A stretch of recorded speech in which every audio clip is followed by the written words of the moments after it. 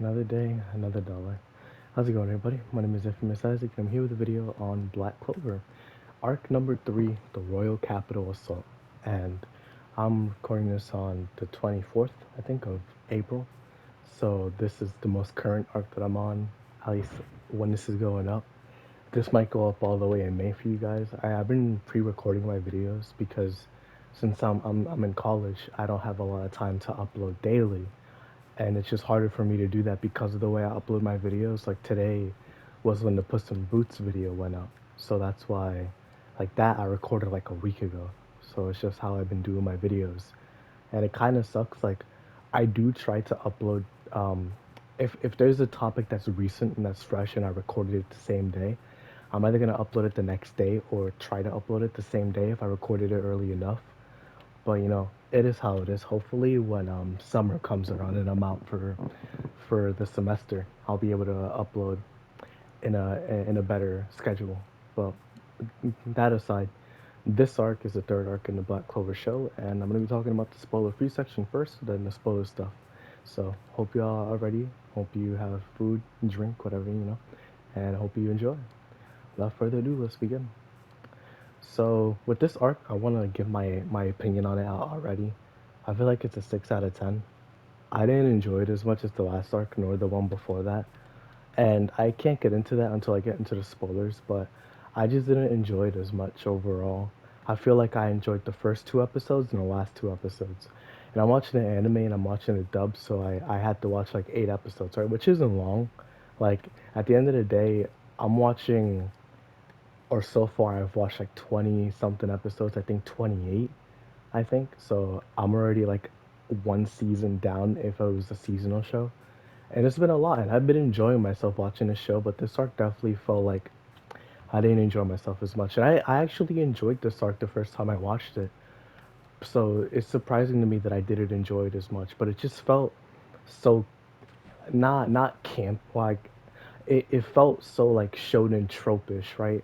Where some things would just happen, like characters were saying they're doing audible things like, "Oh my gosh, this person's doing this. What do we do?" And it's like, "Well, why don't you try to do something about it?" And it's like, "Oh, but what do we do?" It's like, you can try to do something about it. I don't know, like that. That's always kind of bothered me because it kind of takes you out of the realm of belief, where it's like you have all these people who are around the same level, and you have people who are above them, and it's like you, even if you can't, if you don't know what to do, at least try. And I feel like that's why I like characters like Luffy and One Piece, where they're never stuck not doing something. Luffy's always doing something. I feel like that's awesome. And this show, it kind of has that, but I hope that it kind of loses that shonen trope, because this arc definitely felt like the most generic arc out of what I've seen so far. And honestly, looking back on it, what from what I remember, because I remember what's gonna happen with this next arc, and I remember what happened last arc because I just watched it. But this arc just felt so white bread, like it didn't feel it it was meant to feel special, but I didn't feel like it was special, because the arcs in this, or the the things that happened, the events that occurred in this arc are special, but it's just it didn't feel special to me, and I can't get into that until I get into the spoilers. But this arc, like I said, it felt white bread, it didn't feel like, oh, it didn't grab me, it didn't entice me like the last 2 arcs did. And I'm just hoping that the next arc, which I know it will, because I remember what this arc is gonna grab me, because I kind of need that right now. Like I kind of need to get a re up on the hype, because while I do enjoy the characters in this show, some of them were getting, like, their gag was getting kind of annoying as well, and I'll mention that later, because I actually do like the characters, like the ones that had the annoying gag, but it's just that as their introduction, it was super annoying. Like it was just really annoying.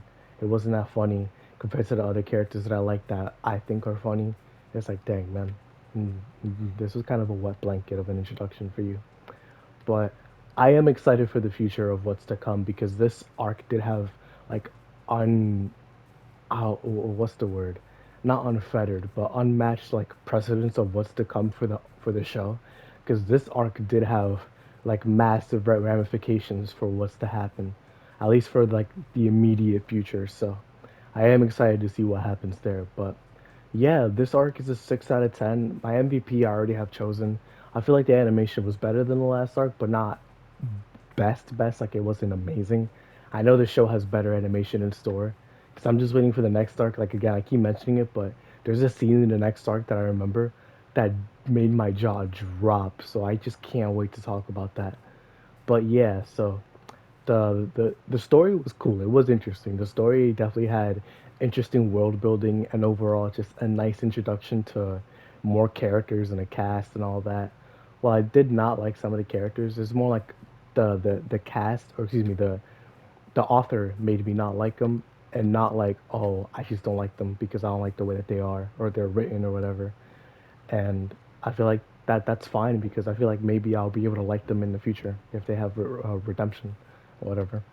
But yeah, it's a 6 out of 10. By the way, I didn't know this, but the author for Fullmetal Alchemist, the manga, is she's actually a female. I didn't know that. I always thought it was a guy, and like I guess you could say that's sexist, and even though I didn't mean it to be, it was just always like all the authors that I've seen or that I'm from manga that I've read have been guys, so it's just like, oh, it's probably a guy. I never saw their name though, so I didn't know. And like I don't mean that to come off as sexist, like it's just I watched this show when I was like 11 to 12, which is kind of crazy, but I didn't know that. And I think that's really cool. Just know that in the future I will talk about Fullmetal Alchemist, whether that's reading it or watching it. I will talk about this show because it's my top three favorite shows of all time, and if I ever read it, probably my top three favorite manga of all time. So just be on the lookout for that in the future because I love that show. Wholeheartedly, my probably my favorite show of all time. So just be ready for that. But yeah, spoiler free section over. Sorry for the the Full Metal Alchemist side tangent. I just really love that show. Spoiler free or spoiler section begin. So this arc takes place after the last one, which is how it goes in sequential order. But it was more in the sense of like it the Asta and Noel took some time to rest, all that stuff, and they got called up by the Wizard King, like specifically because they got their ranks increased and all that, and it's because of all their duties that they've been doing recently, all the good jobs, all the missions that they've done, and they got called. They get called up. It's Asta and Noel. Charmy sneaks into it, so she's not meant to be there, but she is there. You have Mimosa and Klaus. They're going. You have the Silver Eagles. You have the Golden Dawn, and you have the whatever the girls like exclusive girls thing is. I forgot what they're called, but Charlotte's group, and then you have the Vermilion Lines, I think is what they're called. So you have a bunch of groups, not all of them, but a bunch of groups for sure. And everybody's there, they're talking, blah blah blah blah. They get their ranks increased, all that stuff. Asta got his rank increased, Noel did too, Charmy did too, all this stuff, blah blah blah. And something happens in this like conversation where Noel gets pulled up on by her brothers, her two brothers and her sister, and they hate her. They hate her because when she was born, her mother died. It was a I forgot what it's called, like a pregnancy death or whatever. I don't remember what it's called like specifically, but it was super sad. And because she's not good with her magic, her family sees her as useless, a failure, because her mother died to birth her. So why would you not be good at magic? And it's like, damn, that's not her fault. That's generally just not her fault. Sometimes you're just born with stuff that you can't control. And while she can get better, it's like she couldn't do anything about that for the longest time. So it's like lay off of her, bro. Relax. Like Jesus. And the way that they treat her is just genuinely disgusting. Like that's not family. The Black Bulls are her family now, not them. They're scum. They're complete and utter trash. It's crazy. And it's to the point where even Fuegoleon Vermilion sticks up for her, and it's just like, dog, relax. Even if they're commoners, even if they're failures, quote unquote, they deserve the same decorum that the Wizard King gave them. We should give that to them too. And Nozel, who was the leader of the Silver Eagles, and Fuegoleon have like this stare off with like magic, like, oh, who's backing down, blah blah blah. And Asta actually was getting beat up by the Silver Eagles, and they're just having this crazy like they're using magic on him for some reason, and he was just like, because they were being rude to him, and he was just like, yo, shut up. I'm that nigga trademark. Like, what are you talking about? and he didn't even swing on them, but they just like magic, and then just shot. It was like, bro, relax. What is this? But while all that's going on, we find out that the capital's invaded. It was so funny because when they were talking, it just transitioned to the guy entering. It's like, oh, the capital's being invaded, and then it shows the outside, and it's all on fire. And it's like, why did we not see that through the window? How did that not come through? What the heck? Like, that's just so weird to me. That's super strange. But they all go outside. Fagolion becomes the pseudo leader because he's like, oh, I'm a tactician, blah, blah, blah, blah. And he leads the charge. Asta and Leo, which is Fagolion's little brother, they lead the way. They're bullheaded, they're headstrong, so they just go out. And Fagolion and Noel go to find them. Everybody else splits up into groups of five to deal with the assailants. Asta and Leo find their group. Fagolion and Noel meet up with them. Asta protects a little girl. Everybody else literally does not matter. They have no name villains except for Yuno. And I'll get to Yuno in a second, but what's it called? Asta finds this guy. He's a puppet master. He controls puppets named Jimmy, Alfred, and Carl. And I am not joking. That is literally what the puppets' names are. It's hilarious. I was dying, bro. It was so funny. But he Asta manages to beat up two of them. Noel and Leo get caught up with one, and then he manages to protect the little girl. She goes away, and Asta's actually kind of beat up right now. He isn't able to beat the guy.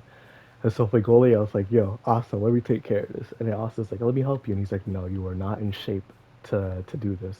And he starts giving him tips like, yo, if you're gonna become the Wizard King, referencing to the scene in the banquet hall after the promotions, he's like, you gotta be calm and collected. You gotta have that unrelenting fearlessness, but you also have to be calm with that fearlessness. Because if you're fearless, you will go in and you will die, because you don't know when to relax, like when to stop fighting. So you need to just have that mindset going forward. And also, just I respect you. If you're gonna become the Wizard King, then you're my rival too. And Leo also was like, yeah, you're my rival, dog. And so now Fligolion has has full respect for Austin. I think that's super cool because Frigolion's probably my favorite character from this arc. I'm not gonna lie to you guys. Besides Charming. But yeah, so Frigolion starts fighting the guy, and I forgot what his name is. I don't really care. That guy was a bum. But he beats him, and his teammates show up because he wasn't doing this alone. And the reason why they're doing it is because they're doing it for the Midnight Suns. I don't remember what they're called. The yeah, the Midnight Suns, and they're a group that's trying to like destroy the Clover Kingdom. And so they show up and they kidnap Fagolion. He gets sent into a dimension, and in that dimension he meets somebody that we don't get to see, and we don't see him for a good while. So that's Asta's side for a little bit. Then we go to Yuno's side where he meets another one of the Midnight Suns like group. Her name is uh I don't remember what her name is, like Caroline or something like that. I don't know. She's a witch, but she sucks people's age out of their bodies, kind of like Big Mom, taking their souls in a sense, and it makes her younger. So fights her. He's on the back foot, but he manages to pull out a victory because that berry spirit from the dungeon exploration arc comes back, and she's just like, yeah, let me help you out. And now he's able to use her willingly, fully. And so he beats her up, and she's actually about to go to Charmy, who's in the banquet hall still, because she was eating a bunch of food and the chefs were still there. And it seems actually pretty funny to me. But she's just there eating, and then the witch tries to get her, but then she beats her up because she tried to steal her food, or at least that's what Charmy thinks, excuse me. And shows up. He manages to stop them, and he passes out because he's dumb tired. Because the witch actually had curses, and she was cursing him the whole time. So he just passes out, and Charming starts falling in love with because he's a good-looking dude, and also he helped her. So it's like, yeah, it's a win-win. And that's the end of Yuno's side, like completely. Then we go back to Asta's side, and the guy who was fighting for Goleon, he's still there. He didn't leave with Goleon, so he's still fighting Asta. And then another guy is there, the guy who teleported Goleon away. He also teleported away everybody else who was defending the city. So it's literally just Asta, Noel, and Leo, or Leopold, which is his full name. Yuno's out of commission. Charmy doesn't even know what's happening. So it's just those three. And they get put up on by the rest of the Midnight Suns that came to the invasion.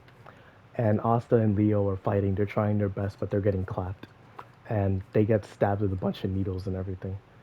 And everybody that got teleported away comes back, and they basically have their number. They have everybody's number who's there, and they almost beat them up, but then they get teleported away, and they take Asta with them. And so while they're going back to their hideout, King Julius, bro, who was the guy giving away the ranks, the reason he left, which I didn't mention, was because he was like exploring something important related to this. Excuse me, I need to breathe. But the reason he was gone was because of that. So he was actually in their hideout, and he intercepted them, and he got Asta back. He took one of them captive, and he let the rest basically like he clapped them, and he went back to the Clover Kingdom. And Fagolion got released like a little bit ago, so he's basically almost dead. Like that man is almost dead, and he lost his arm. He's there in medical recovery, and everybody's just like, "Dang man, what happened? Fagolion, what's going on?" Everybody's mourning the loss. Well, not like he's not dead. I want to make that clear. Like I thought he died because I was remembering it clearly, like or try to remember clearly. Like I thought Fagolion died in this arc, but he didn't. So I guess he just got incapacitated because I remember him just getting like cooked for like a good while for a good while of the show. I don't remember if he ever comes back, and I don't want to spoil that if he does, but I do know what happens in his position. So just that's gonna be cool to see when that happens. But they're all done. Nozel is basically like I'm gonna get redemption for Golion because he did respect them even though they had that argument in the banquet hall. He did respect for Golion, or excuse me, for Golion. So it's like what can you do? But he is gonna try to get redemption. And everybody leaves. Went off to see each other one more time, and he shows off his new powers with a magic guy, and Asta's just like, I got beat up, and they're having a nice chat, all this stuff. The little girl that Asta saved comes back to give him some food, all this, blah, blah, blah. And it was just nice. It was really nice. It was super sweet, and I enjoyed it. But as I mentioned before, the first two episodes and the last two episodes were pretty good. I didn't like the middle. I felt like it was boring. I feel like up until before Fagolion showed up, I was bored out of my mind. And after Fagolion disappeared, I was bored out of my mind. I was not enjoying what was happening because it wasn't anything crazy. And it's not like I want crazy things to happen all the time. I'm happy with build up. That's fine, as long as the build up or the climax is fulfilling, as long as it's entertaining. And I wasn't really entertained. I feel like this arc was kind of a letdown in that facet. But in the ending and in the start, I really enjoyed it. I feel like the build up was nice. I feel like the end of the story was nice. I enjoyed it. I laughed a lot. I was kind of fangirling a little bit with some of the characters. Like Charmy, I really like a lot. Mimosa, I like a lot. Nawala, I like a lot. Like I don't know. I was just enjoying them. Charlotte too is cool. She's the one I was talking about with the gag. I think her name is Soul, where it's just like Char, and then she's like, "Call me Captain." I was just like, "Please, just if you're gonna be on screen, don't let that be the only thing that you're on screen for. Like it's just so boring. If that's your entire gag, like it's not funny. It gets dragged on if you just keep doing it over and over again. Like relax." So I just wish that they get more character development, which I know they do, but like right now that wasn't a good introduction for me. But overall, like I feel like this arc was okay, not great, almost good, but not great. And just I'm excited to see what comes next because I know what comes next, like I said before. But overall, like this arc had promise, but it didn't really deliver in some facets. And well, I don't know if that's an unpopular opinion or not, but to me, this arc rewatching it was kind of a letdown for me, which kind of sucks. 'Cause I actually did enjoy a lot of it when I first watched it, again because of Fagolion. So that kind of sucks. But hey, what can you do? It is what it is. I'm just excited to move on and see what happens next. So thank you all for watching. Hope y'all. Oh wait. Story I think was good, not great, but good enough. The characters I thought were okay. Some good, some bad. MVP was definitely for Golion. I have to give it to him. He was awesome. I'm gonna go over the 20-minute mark, which kind of sucks, but it is what it is. Yeah, for Golion's the MVP. Voice acting, eh.